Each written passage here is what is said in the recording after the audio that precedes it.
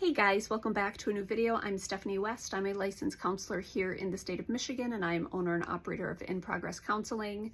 We talk often about slowing things down just because life moves at a fast cadence, and when a fast cadence is happening, we might be more reactive, we might make knee-jerk decisions without understanding our choices. But even something as fundamental as communication, it starts to make sense when we can slow things down a touch. And that's because there's a very, not delicate process necessarily, but maybe a really intricate process that happens when we are trying to communicate with someone. So Steph, I'm having a thought or having an idea, and I'm wanting to communicate that to someone. So to do that, I take my point of view, the language that I have access to, I put them together in a way that I'm encoding, and then I communicate to someone else what's going on for me. So what they have to do then is take that information, take what they know about me, take what makes sense to them, and they have to decode the meaning that I am trying to bring into the conversation or invite them towards. Now, because we're two distinct people, which is true anytime there's two people in a conversation, there's two individuals, two whole people with their whole historical reference point, their own processes.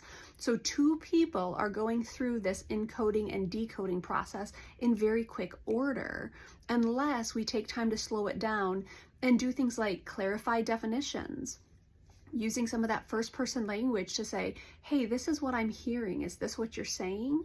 Now, while we have communication at play, we also have non-language things happening. So non-verbals, meaning what am I looking like, my micro expressions, my size, my pause, SIGHS, maybe my size if I'm being really intimidating, right? But those non-verbals are happening. So too is not yet languaged experiences often happening. So let's say there's something going on that I'm not yet understanding, but I have like a prickly sensation, or I have a little bit of a stomach ache, or I feel a constriction in my chest, because now something's happening at the sensation point of my experience. And it's not the thoughts and it's not the communication, it's my body's cueing me into something or processing something or experiencing something. Now, all of this is happening in very rapid time. And if I'm able to slow it down and better inventory, what am I doing? What are they doing? What am I saying? How am I saying it? How are they choosing to say it? What are they intending to say? What are their nonverbals communicating? Wait a second, physiologically, what am I experiencing? There's a lot loaded into just a moment.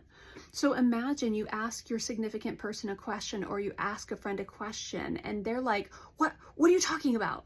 And suddenly this very neutral question turns into a loaded moment or a heavy moment or an intense moment. It's like, well, something just happened there. Maybe you were trying to communicate needing a moment or needing a pause. They were experiencing some type of being dismissed, or just some type of resistance that sent them into a frustrating response, or a frustrated response rather, because maybe there's something historically that's happened for them where people have been dismissive of them or annoyed with them. So there's so much loaded in a moment. And often in therapy, we slow it way down and we say, what were you thinking? How did you communicate that? How did it seem to land? How did they respond to you? Physiologically, what were you feeling? Because there's encoding and there's decoding and there's appraisal and analysis of nonverbals and there's physiological sensations. So much is happening. And so as we give ourselves permission to slow it down, we can start to make sense of it. And what's interesting is as we slow down, we actually often can start to communicate more thoroughly, more complexly what's happening versus quick, simplistic, reactive responses. Slowing ourselves down to honor that this moment has a lot going on and it's going to take me a moment to sift through. It's a really cool set of permissions to give yourself. And what's interesting, especially when I speak often of transitions here, sometimes we are just less able to retrieve things accurately because something's changing, or we're changing, or a new situation has emerged. And so we're trying to do too much in one moment to make sense of things. Slowing it down is a cool way to better make meaning or better make understanding in real time. And if I slow it down for me, I'm also allowing you to slow it down on your end.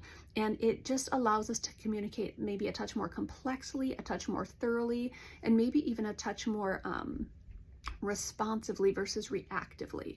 So that's our invitation today. Slowing it down is a beautiful gift to give because there's actually many processes going on simultaneously, and sometimes making meaning out of them and making clear meaning out of them means engaging things a touch more slowly.